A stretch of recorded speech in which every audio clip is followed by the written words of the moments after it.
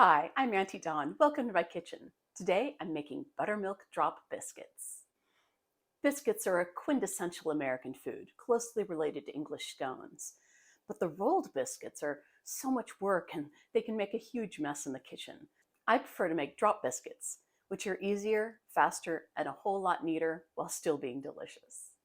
I've adapted my recipe from Betty Crocker with several revisions, including using whole wheat pastry flour, which makes a more tender, nutty biscuit. I start by adding my dry ingredients to the stand mixer bowl. So first, 2 cups of flour, 2 teaspoons of baking powder.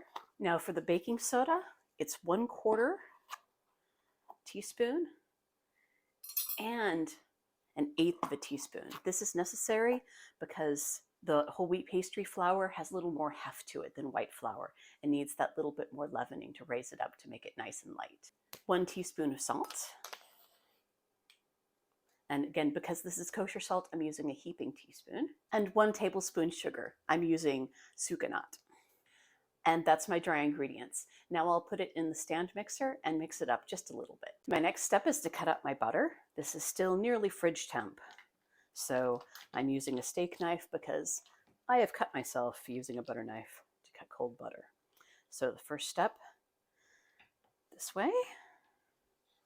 The second cut goes along there and then in half and cut each half into halves.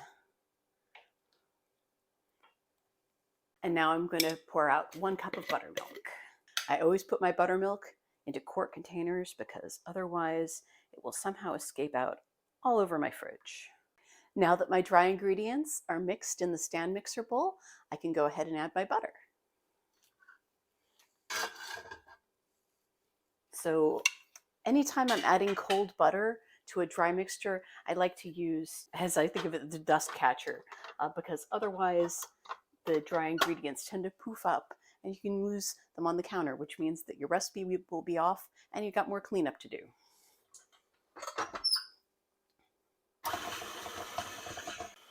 Okay, you can see that the power of the stand mixer means that this is quickly breaking down the butter into the flour, and as soon as the texture starts to look like dry crumbs, I'm going to stop it. Okay, now that the flour has reached that crumbly state, I'm going to turn it back on and add my buttermilk.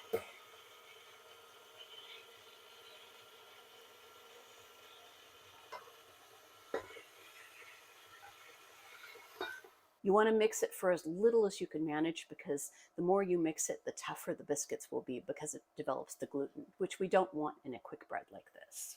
So now that it's mixed, I'm going to use my spatula to scrape all of the dough off of the beater.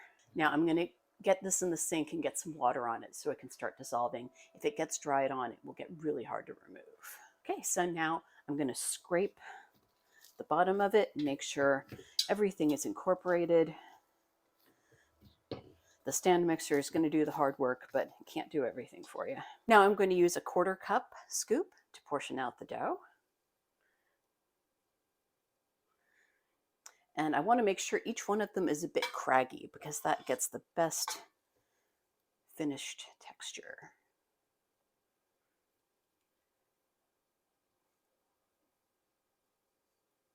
And when you put them onto the pan, I'm using an insulated baking sheet here, which I found is the best way to bake biscuits.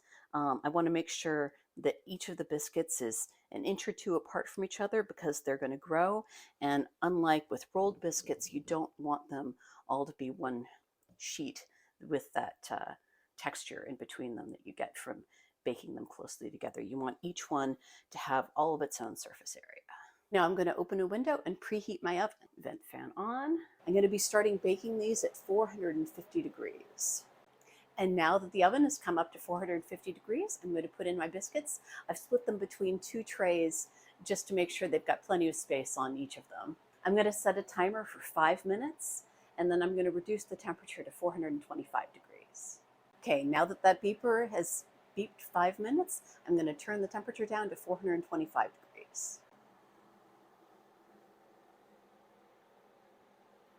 All right, now the biscuits are golden brown and done. I'm going to use a hard spatula to remove them.